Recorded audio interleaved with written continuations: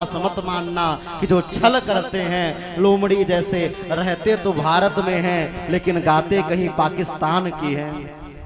और मैं तो बड़े गर्व से कहता हूं कि पाकिस्तान का जो नक्शा है ना वो कुत्ते से मिलता जुलता है।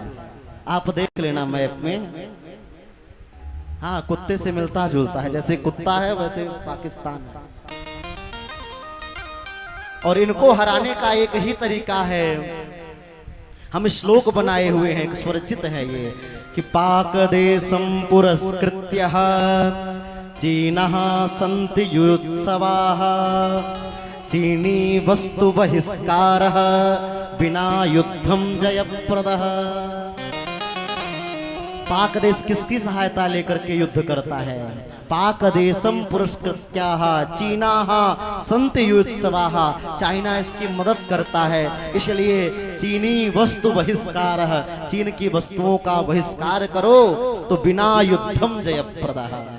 हमारे पूज्य गुरुदेव भगवान बैठे हैं, कोई त्रुटियां होगी तो ध्यान मत दीजिएगा, प्रेम से बोले राधे राधे राधे। तो अपने भारत की वस्तुओं पर ही विचार करना चाहिए और भारत की स्वदेशी वस्तुओं का ही प्रयोग करना चाहिए। इस भारतवर्ष में हमें जन्म मिला, भारतवर्ष पर हमें गर्व करना चाहिए और भारतीय हिंदू ही एक रह करके रहना चाहिए, बटना नहीं है हमें। सब एक रहोगे तो अनेक रहोगे, संगठन में रहोगे तुम्हारा कभी कोई कुछ बिगाड़ नहीं पाएगा। इसलिए हम हिंदू हैं, भारत माता के बेटे हैं, हम उस राम और कृष्ण को मानने वाले हैं। इस प्रकार से भारतवर्ष की महिमा है।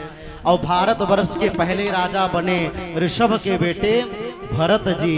भरत जी यहाँ के राजा बने और भरत जी जब राजा बने राजपाट में, आज मानो भारत के पहले राजा भरत जी बड़ा दयालु, बड़े तपस्वी हुआ करते थे।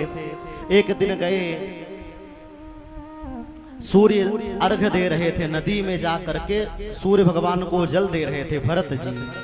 और जब जल दे रहे थे उसी समय देखते हैं कि हिरणों का एक समूह आया पानी पीने के लिए नदी में, और आया और हिरण पानी पी रहे थे। उसी समय शेर ने आक्रमण कर दिया और जब आक्रमण किया तो हिरण भागे और भागते समय एक गर्भणी हिरण थी, और जब गर्भणी हिरण थी वो भागी, छलांग लगाई तो पानी के उस पार तो चली गई, लेकिन जो हिरण का छोटा सा बच्चा था हिरणी का, वो वहीं पर उसका गर्भपात हो गया।